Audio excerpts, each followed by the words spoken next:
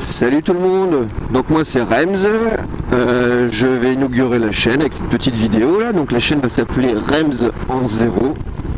Donc pourquoi zéro? Tout simplement parce que zéro c'est la marque de ma moto, ici. Et là zéro, comme vous l'avez peut-être pu remarquer, ou surtout peut-être pu entendre, j'ai pas de bruit. Et remarquez, j'ai pas d'embrayage parce que je suis en électrique. Donc l'idée de la chaîne, de ce petit motovlog, c'est qu'on va faire ça en moto électrique. Donc le but du jeu, ça va être de vous expliquer pourquoi j'ai fait le choix de l'électrique, les côtés, les avantages, le fun qu'on peut avoir sur l'électrique, mais aussi les inconvénients. On va aussi voir l'autonomie, à combien de kilomètres on peut faire avec ça, que ce soit autoroute, que ce soit sur des petites routes ou en centre-ville, parce que ça change énormément.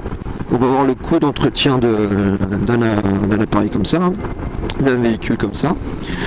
On va aussi voir le prix d'achat. Ça, je pense que c'est intéressant que j'explique justement combien ça coûte et les petites choses super intéressantes qu'on peut récupérer. Alors là je suis en concentration. Top là. Là on peut récupérer un peu d'argent à l'achat d'une moto électrique. Ce qu'il faut savoir, c'est qu'une voiture électrique, il y a des primes et compagnie à droite à gauche. Moto électrique, c'est un peu plus compliqué. Donc on va voir ça. Et je vais vous présenter aussi un peu au jour le jour comment ça se passe, ce genre de véhicule, comment on le recharge. On va voir comment ça se passe avec les piétons et les voitures. Je peux vous dire que c'est pas forcément évident quand ça manque de bruit.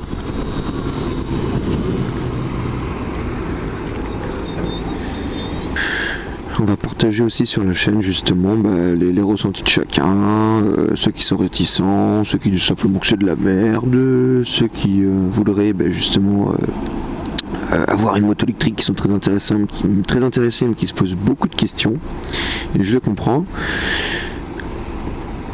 Donc dans les petits détails, c'est la 0S, donc c'est le modèle 125. Vous allez voir que pour un 125, il a pas mal d'atouts. Alors je vais vous orienter sur la chaîne, sur une vidéo que Marty a fait. Je pense que tout le monde connaît Marty dans le milieu du vlog moto. Et sa vidéo est tellement bien, tellement bien expliquée, tellement spontanée sur cette vidéo. C'est ce qui m'a aussi donné envie de l'acheter dans son ressenti. Donc je vous mets le petit lien dessous là en description. Donc je me trouve à Bordeaux, vous avez peut-être deviné pour certains. Au niveau du pont, de l'architecture, c'est bien Bordeaux. Je roule pas mal. Alors, je fais toujours un peu le même trajet, c'est pour le boulot, donc 80 km par jour. C'est ce qui m'a justement poussé à acheter une électrique aussi. Parce qu'une thermique, mine de rien, à l'année, ça fait quand même beaucoup de kilomètres.